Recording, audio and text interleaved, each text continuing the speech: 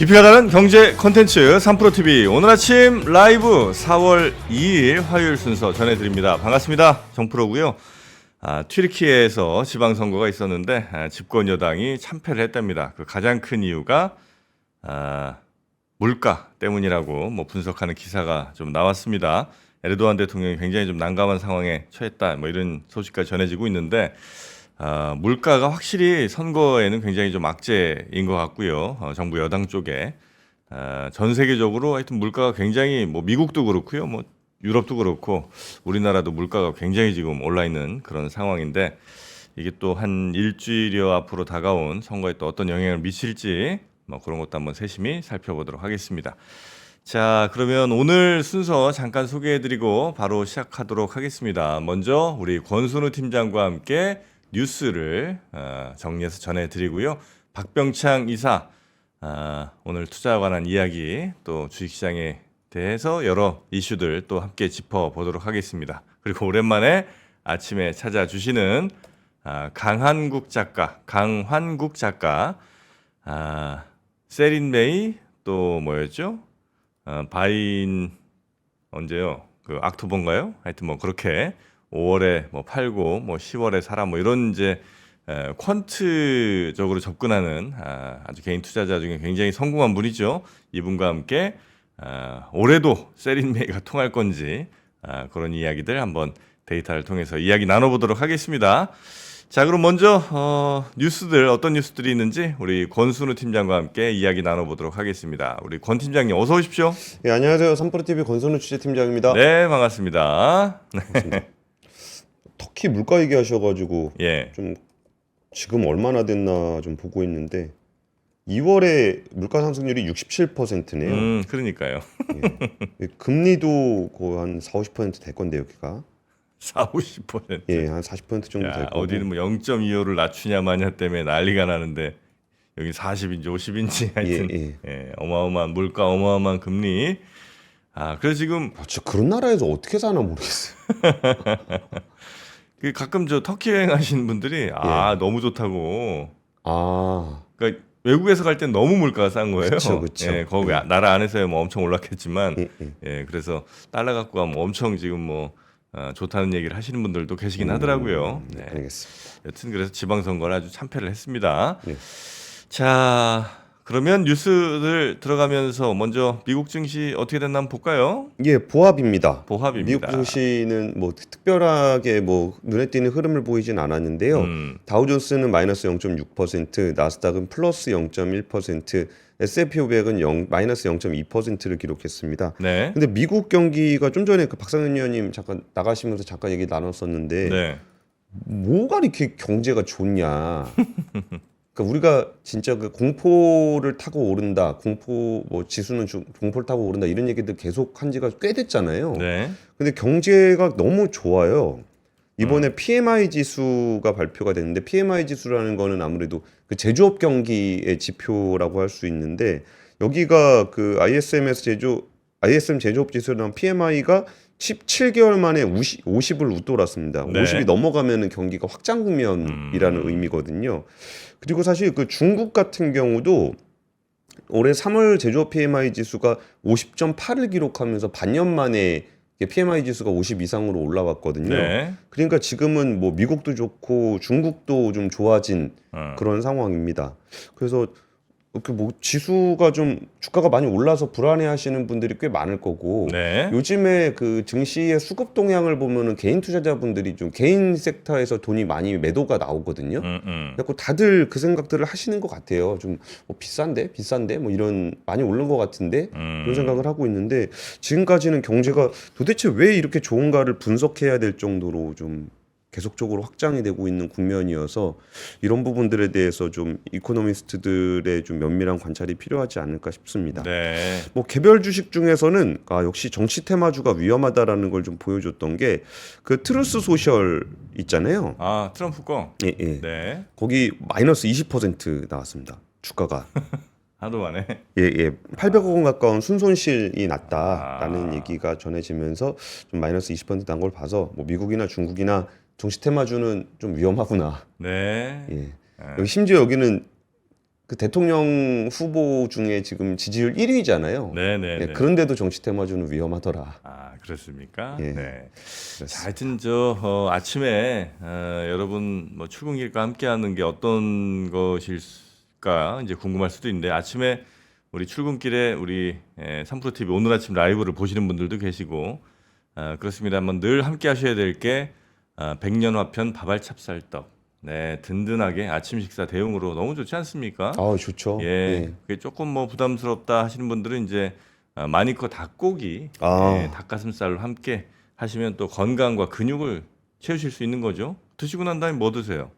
커피 드셔야죠. 예. 예, 그래서 운조 커피 한 잔 딱 하시면서 이렇게 말씀드린 이유는요. 우리 광고 좀 줄였잖아요.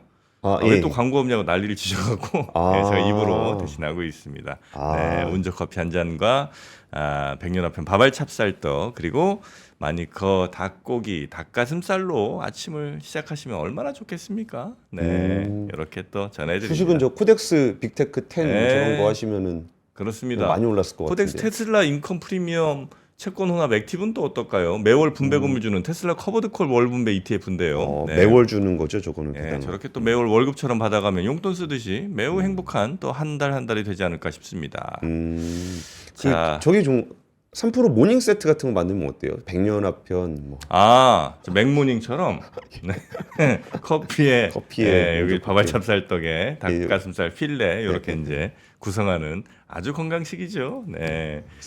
자, 그러면 어떻게 뉴스 한번 가볼까요? 첫 번째 뉴스는 네. 뭐 아무래도 수출 얘기를 하려고 그랬는데 반도체 얘기가 주로 될 것 같습니다.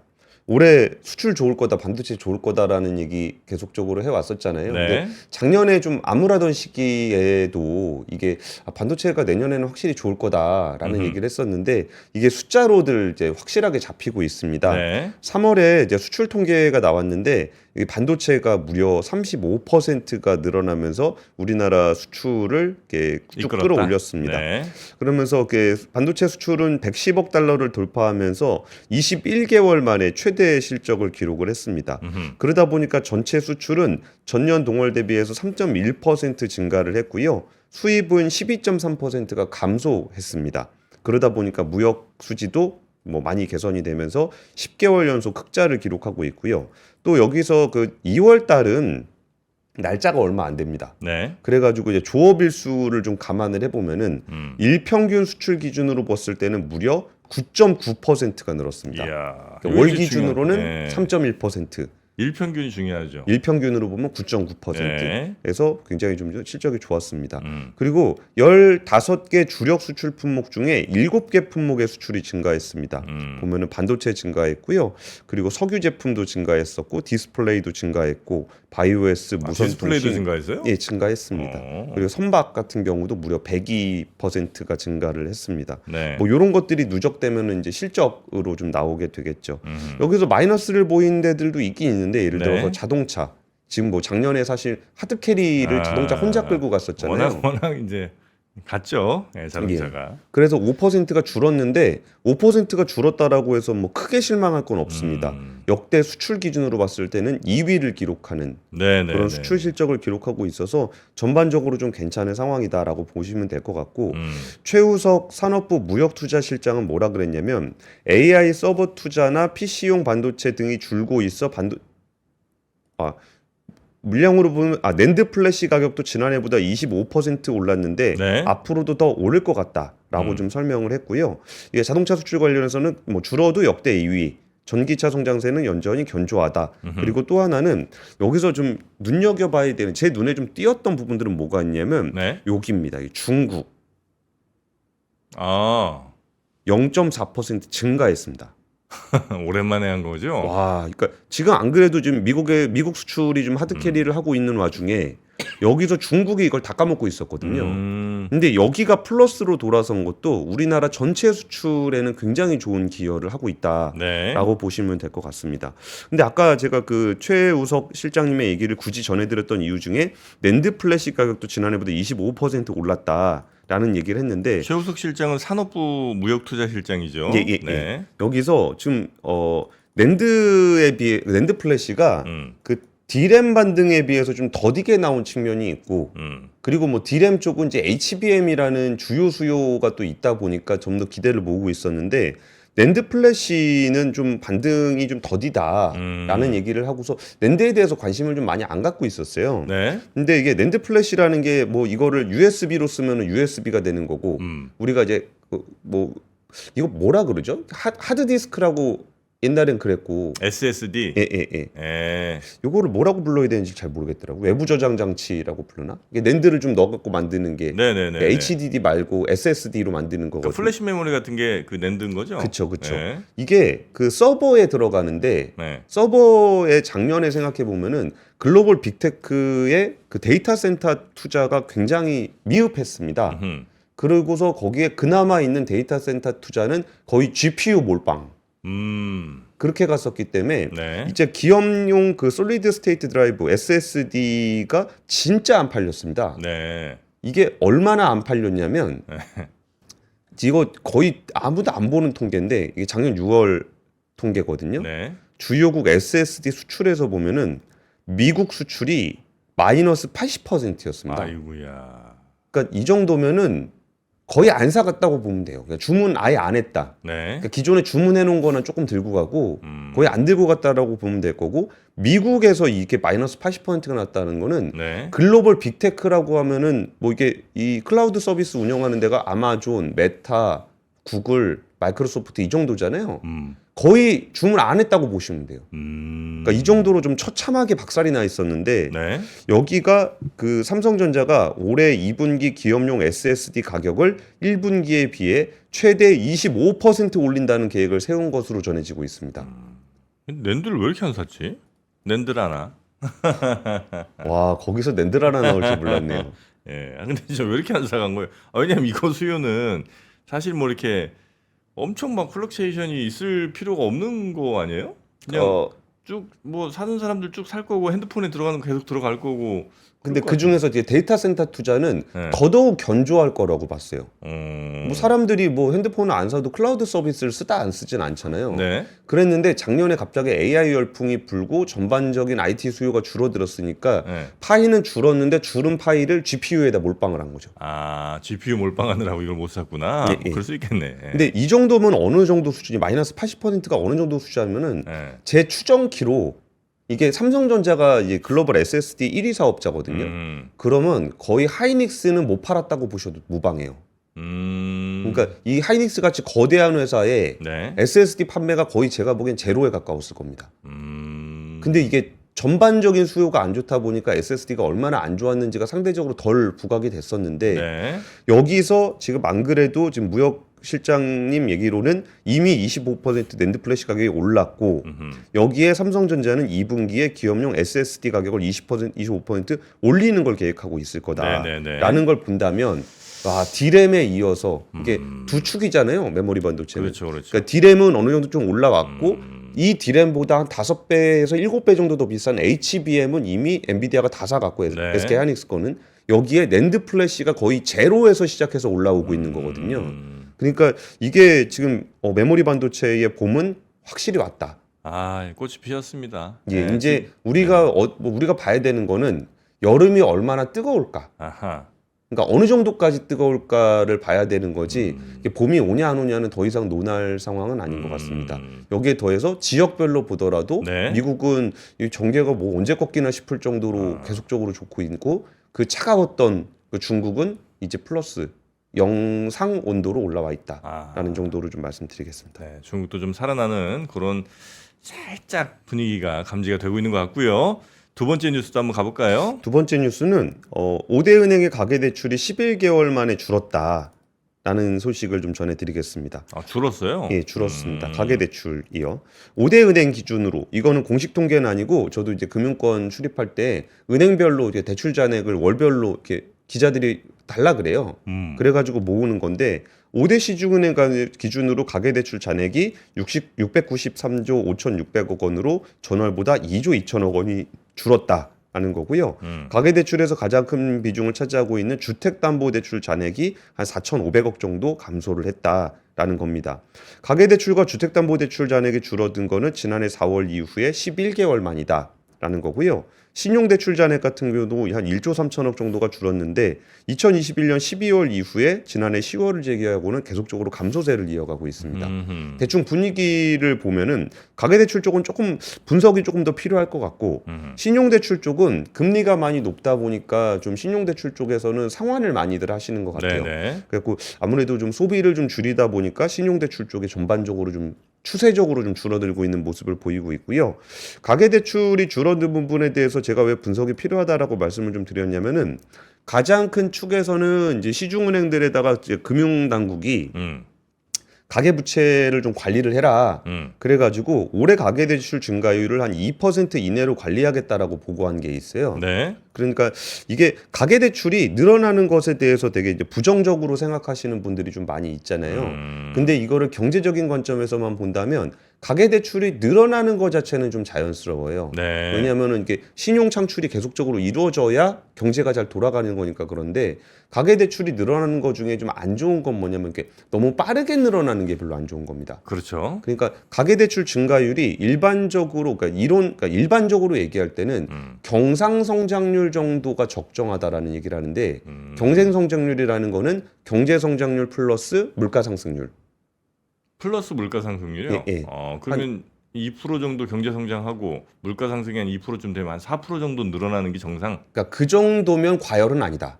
과열은 아니다. 예, 그 정도라 그러는데 2% 이내로 관리를 하겠다라 그러니까 네. 약간은 좀 긴축적인 그런 흐름을 좀 보이게 될 겁니다. 근데 우리나라 예전에 가계대출 늘어나는 거 진짜 무섭게 늘어났잖아요. 너무 늘어났죠. 두 자리 숫자로 막 늘어나고 막 그랬으니까 아유. 그런 건 문제가 있는데 네. 그렇다고 해서 마이너스로 가버리는 것도 사실은 좀 문제가 좀 있는 약간 겁니다. 좀 마이너스 좀 약간 하면서 결국 이제 가계대출이라는 게 대부분 그 부동산 관련된 뭐 주택담보대출일 거 아니에요. 그렇죠.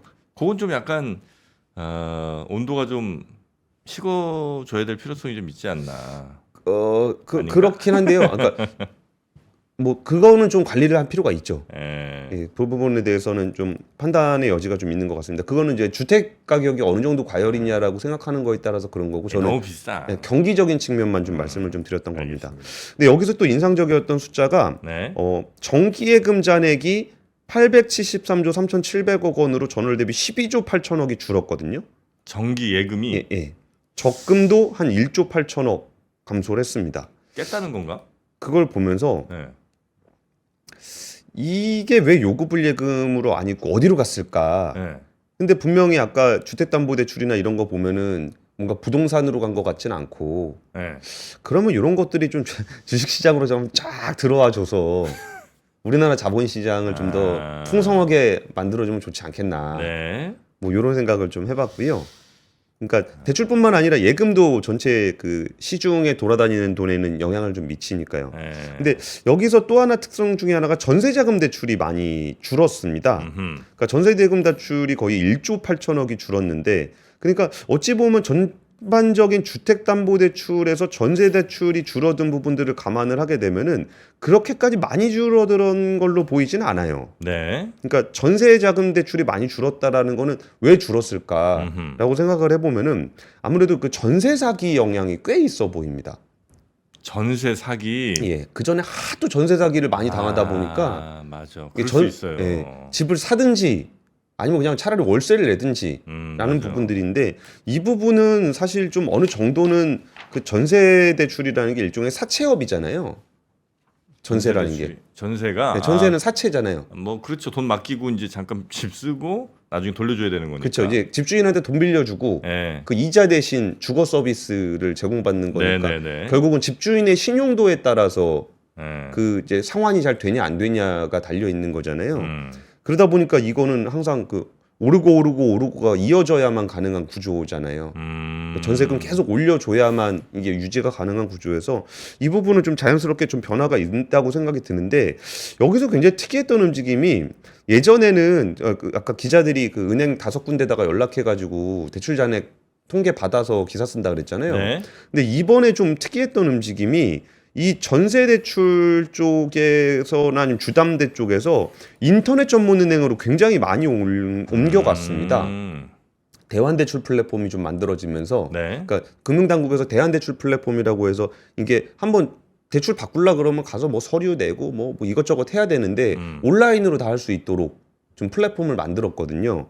그러다 보니까 여기서 인터넷 전문은행으로 갈아타기가 생각보다 굉장히 많았는데 뭐 예를 들면 카카오뱅크하고 K뱅크로만 1월 한 달 동안 넘어간 대출이 1조 3천억 원이나 됩니다.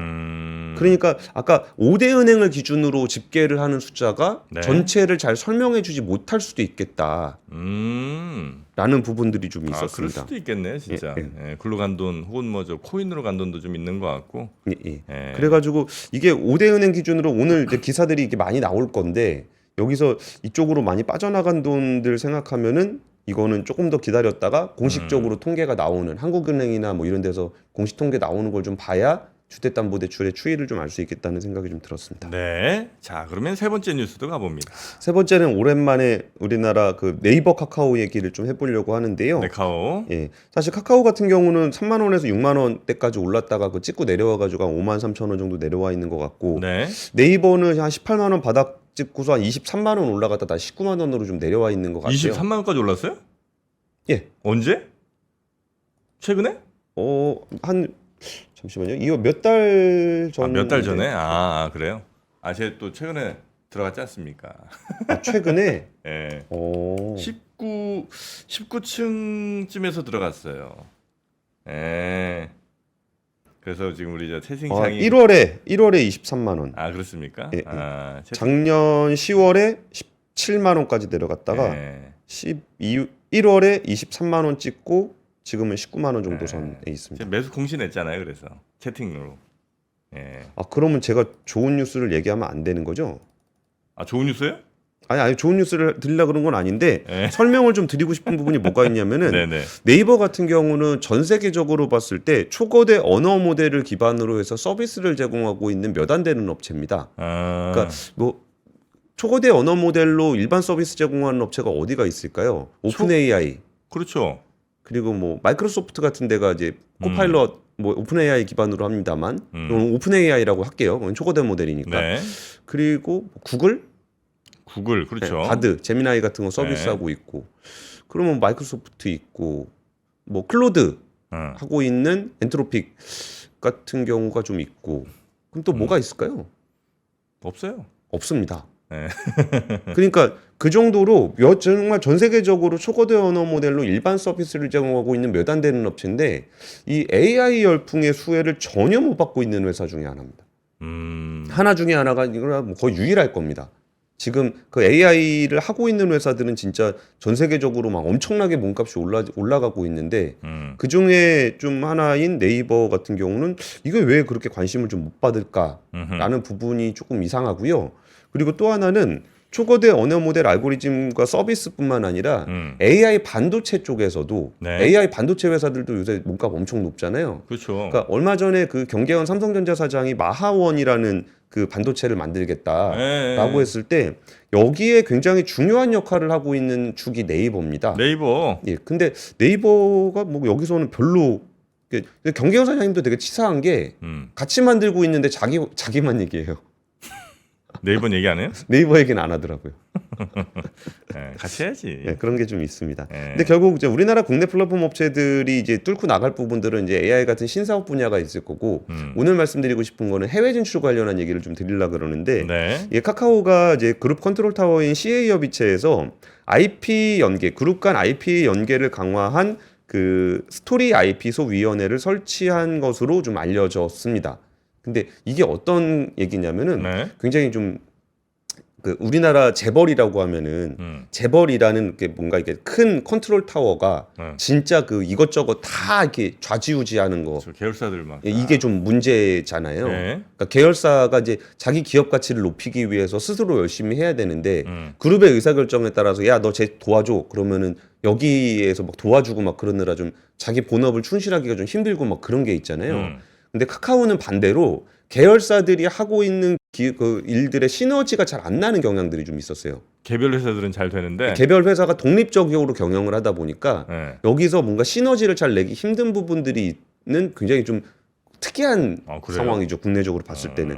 그러면은 카카오에서 해외 사업을 이제 2025년까지 전체 해외 사업 매출을 그러니까 전체 비중에서 30%까지 끌어올린다는 계획을 가지고 있거든요. 네. 그러면 카카오 기준으로 해서 해외 비즈니스를 할 수 있는 부분들이 뭐가 있을까라고 생각해 보면은 아무래도 그 콘텐츠 사업이 되는 거고, 사실 SM을 인수하는 과정에서 뭔가 삐걱거리는 좀 약간 헛발질이라고 하기에 뭐라 그래야 되나, 뻘타라 그래야 되나요? 하여튼 나쁜 짓, 이렇게 불공정 거래를 했으니까 네. 그건 있었는데 왜 SM을 인수하려고 생각했을까라고 생각해 보면은 해외 비즈니스를 할 때 콘텐츠 사업을 하기 위해서였거든요. 예. 그래가지고 뭐 피코마나 이런 것들은, 피코마는 지금 숫자를 제가 정확하게는 잘 모르겠는데 거의 전 세계 소비 지출 1위 회사거든요. 소비 지출 1위는 뭐예요? 그러니까 앱 매출. 아, 그래요? 예. 뭐 게임을 빼야 될 것 같긴 한데 거의 1위 회사예요. 그러니까 여기에 같이 경쟁하는 앱 매출 기준으로 하면은 뭐 페이스북, 인스타그램 이런 거 다 포함해서. 그리고 일본에서 돈 굉장히 많이 벌고 있는 그런 회사인데 거기에 이제 카카오 페이지, 뭐 피코마, 여기에 뭐 SM 엔터테인먼트, 뭐 카카오 엔터, 뭐 이런 것들이 다 IP 콘텐츠 회사들이잖아요.